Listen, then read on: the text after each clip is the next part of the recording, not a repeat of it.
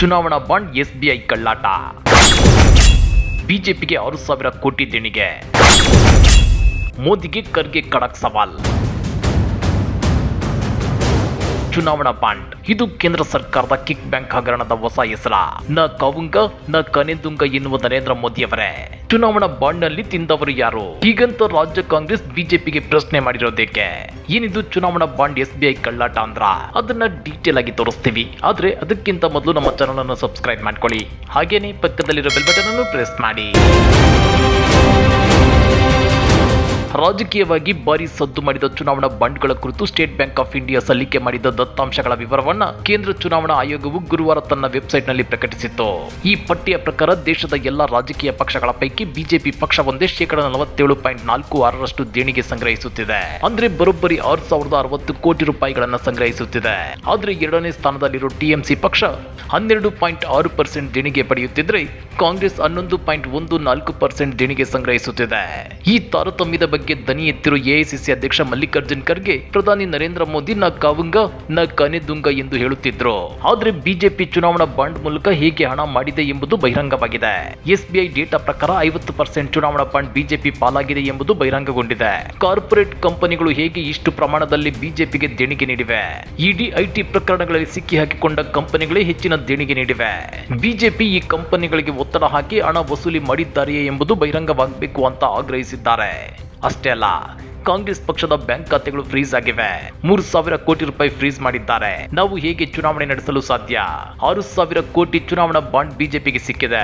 ವಿರೋಧ ಪಕ್ಷಗಳ ಬ್ಯಾಂಕ್ ಖಾತೆ ಫ್ರೀಸ್ ಮಾಡಿದ್ರೆ ಹೇಗೆ ನ್ಯಾಯಸಮ್ಮತವಾಗಿ ಚುನಾವಣೆ ನಡೆಯಲು ಸಾಧ್ಯ ಅಂತಾನು ಪ್ರಶ್ನೆ ಮಾಡಿದ್ದಾರೆ. ಈ ಕುರಿತು ಸುಪ್ರೀಂ ಕೋರ್ಟ್ ನೇತೃತ್ವದಲ್ಲಿ ತನಿಖೆ ನಡೆಸಿ ಕ್ರಮ ಜರುಗಿಸಬೇಕು ಅಂತೇಳಿ ಮನವಿ ಮಾಡಿಕೊಂಡಿದ್ದಾರೆ. ಇನ್ನ ಖರ್ಗೆ ಪ್ರಶ್ನೆಗಳನ್ನ ಕೋಟ್ ಮಾಡಿರೋ ರಾಜ್ಯ ಕಾಂಗ್ರೆಸ್ ಸರಣಿ ಟ್ವೀಟ್ ಮಾಡಿ ಸಾಲು ಪ್ರಶ್ನೆಗಳನ್ನ ಕೇಳಿದೆ. ಕಾಂಗ್ರೆಸ್ ಪ್ರಶ್ನೆ ನಂಬರ್ 1, ಚುನಾವಣಾ ಬಾಂಡ್ ಎನ್ನುವುದು ಕೇಂದ್ರ ಸರ್ಕಾರದ ಕಿಕ್ ಬ್ಯಾಕ್ ಹಗರಣದ ಹೊಸ ಹೆಸರು. ಇದು ಭಾರತದ ಇತಿಹಾಸದಲ್ಲೇ ಅತಿ ದೊಡ್ಡ ಹಗರಣವಾಗಿದೆ. ನ ಕಾವುಂಗ ನ ಕಾನೆದುಂಗ ಎನ್ನುವ ನರೇಂದ್ರ ಮೋದಿ ಅವರೇ ಚುನಾವಣಾ ಬಾಂಡ್ ನಲ್ಲಿ ತಿಂದವರು ಯಾರು, ತಿನ್ನಿಸಿದವರು ಯಾರು? ಚುನಾವಣಾ ಬಾಂಡ್ ವಿಚಾರದಲ್ಲಿ ಎಸ್ಬಿಐ ಕಳ್ಳಾಟ ಆಡುತ್ತಿರುವುದೇಕೆ ಅಂತೇಳಿ ಪ್ರಶ್ನೆ ಮಾಡಿದೆ.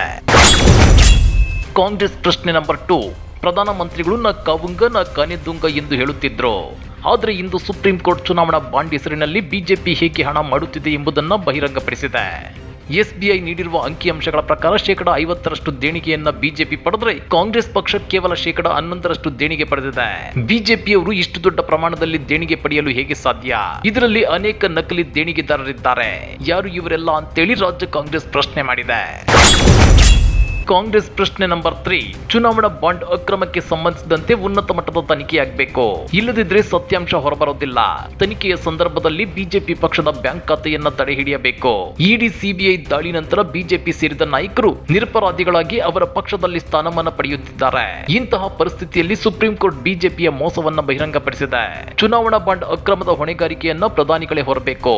ಮೋದಿ ಅವರು ಪ್ರಜಾಪ್ರಭುತ್ವ ಹಾಗೂ ಒಕ್ಕೂಟ ವ್ಯವಸ್ಥೆಯನ್ನ ನಾಶ ಮಾಡುತ್ತಿದ್ದಾರೆ. ಜನರ ಮೇಲೆ ಒತ್ತಡ ಹಾಕಿ ಅವರ ಧ್ವನಿ ಅಡಗಿಸುವ ಪ್ರಯತ್ನ ಮಾಡುತ್ತಿದ್ದಾರೆ. ಪ್ರಜಾಪ್ರಭುತ್ವದಲ್ಲಿ ವಿರೋಧ ಪಕ್ಷಗಳು ಇರಲೇಬಾರದು ಎಂಬ ಮನಸ್ಥಿತಿಯಲ್ಲಿ ಮೋದಿ ಆಡಳಿತ ನಡೆಸುತ್ತಿದ್ದಾರೆ ಅಂತೇಳಿ ರಾಜ್ಯ ಕಾಂಗ್ರೆಸ್ ಟ್ವೀಟ್ ಮಾಡಿದೆ. ಕಾಂಗ್ರೆಸ್ ಪ್ರಶ್ನೆ ನಂಬರ್ 4, ಪ್ರಧಾನಿ ಮೋದಿ ತಾವೇ ಹೇಳಿಕೊಳ್ಳುವಂತೆ ಮಹಾಪ್ರಾಮಾಣಿಕನಾಗಿದ್ರೆ, ಸತ್ಯ ಹರಿಶ್ಚಂದ್ರನ ಅವತಾರ ಆಗಿದ್ರೆ ಚುನಾವಣಾ ಬಾಂಡ್ಗಳಲ್ಲಿ ಬಿಜೆಪಿ ಸಂಗ್ರಹಿಸಿದ ಹಣವನ್ನ ಮುಟ್ಟುಗೋಲು ಹಾಕಿಕೊಳ್ಳಬೇಕು. ಆ ಹಣ ಸರ್ಕಾರದ ಖಜಾನೆಗೆ ಸೇರಬೇಕು. ಚುನಾವಣಾ ಬಾಂಡ್ ಹಗರಣವನ್ನ ಸುಪ್ರೀಂ ಕೋರ್ಟ್ ನೇತೃತ್ವದಲ್ಲಿ ತನಿಖೆಗೆ ವಹಿಸಬೇಕು. ಈ ದಮ್ಮು ತಾಕತ್ತು ಮೋದಿ ಅವರಿಗಿದೆಯಾ ಅಂತೇಳಿ ರಾಜ್ಯ ಕಾಂಗ್ರೆಸ್ ಪ್ರಶ್ನೆ ಮಾಡಿದೆ. ಕಾಂಗ್ರೆಸ್ ಪ್ರಶ್ನೆ ನಂಬರ್ 5, ಚುನಾವಣಾ ಬಾಂಡ್ ಹಗರಣದ ಒಳಸುಳಿವುಗಳು ನಿಗೂಢವಾಗಿವೆ. ಕೆಲ ಕಂಪನಿಗಳು ತಮ್ಮ ಆದಾಯಕ್ಕಿಂತ 3-4 ಪಟ್ಟು ಹೆಚ್ಚು ಚುನಾವಣಾ ಬಾಂಡ್ ಖರೀದಿಸಿವೆ. ಇನ್ನು ಕೆಲ ಕಂಪನಿಗಳು ಐಟಿ ಇಡಿ ದಾಳಿಗಳಾದ ನಂತರ ಚುನಾವಣಾ ಬಾಂಡ್ ಖರೀದಿಸಿವೆ. ಮತ್ತೊಂದಿಷ್ಟು ಕಂಪನಿಗಳು ಚುನಾವಣಾ ಬಾಂಡ್ ಖರೀದಿಸಿ ಸರ್ಕಾರದ ಗುತ್ತಿಗೆಗಳನ್ನು ಪಡೆದಿವೆ. ಚುನಾವಣಾ ಬಾಂಡ್ ಎನ್ನುವುದು ಈ ಶತಮಾನದ ಅತಿ ದೊಡ್ಡ ಹಗರಣವಾಗಿರುವುದು ಸ್ಪಷ್ಟ. ಈ ಬಗ್ಗೆ ಮೋದಿ ಮೌನವೇಕೆ ಕರ್ನಾಟಕ ಬಿಜೆಪಿ ಅಂತೇಳಿ ರಾಜ್ಯ ಕಾಂಗ್ರೆಸ್ ಪ್ರಶ್ನೆ ಮಾಡಿದೆ. ಹಾಗಾದ್ರೆ ರಾಜ್ಯ ಕಾಂಗ್ರೆಸ್ ಕೇಳಿರೋ ಈ ಪ್ರಶ್ನೆಗಳ ಬಗ್ಗೆ ನೀವೇನಂತೀರಾ? ಕಮೆಂಟ್ ಮಾಡಿ, ವಿಡಿಯೋ ಲೈಕ್ ಮಾಡಿ, ಶೇರ್ ಮಾಡಿ. ಇಂಥ ಮತ್ತಷ್ಟು ರೋಚಕ ರಾಜಕೀಯ ಸುದ್ದಿಗಳನ್ನು ಮಿಸ್ ಮಾಡದೆ ನೋಡಬೇಕು ಅಂದ್ರೆ ನಮ್ಮ ಯೂಟ್ಯೂಬ್ ಚಾನಲ್ ಅನ್ನ ಸಬ್ಸ್ಕ್ರೈಬ್ ಮಾಡ್ಕೊಳ್ಳಿ.